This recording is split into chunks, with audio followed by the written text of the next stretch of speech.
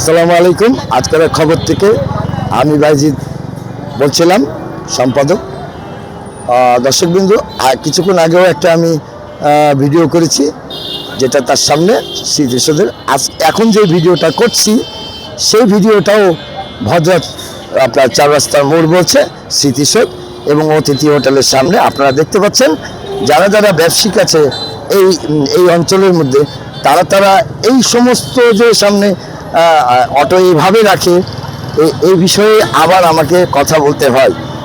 যাই হোক দর্শকবৃন্দ, আমি অনুরোধ করব, ঊর্ধ্ব কর্মকর্তাদের উদ্দেশ্যে বলছি, আপনাদের দুটি হাতে ধরি, পায়ে পড়ি, আপনারা এই ভদ্রার এই যে গ্যাঞ্জাম, এই জিনিসটা নিরস করার চেষ্টা করেন।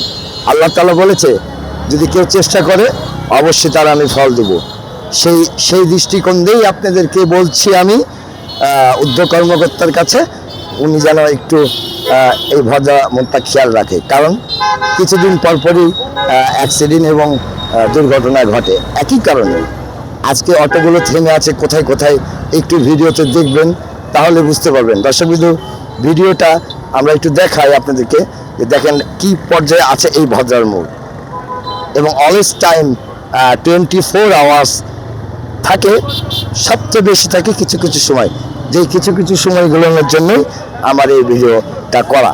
যাই হোক, এই প্রতিবেদন আমি করেছি, এটা বাস্তবতাও আপনারা দেখতে পাচ্ছেন। দর্শক বন্ধু, বাস্তবতা দেখতে পাচ্ছেন, অটো কিভাবে রাস্তার মাঝখানে দাঁড়িয়ে আছে, আইন শৃঙ্খলা বাহিনী বসেই আছে, কোনো কথা নাই।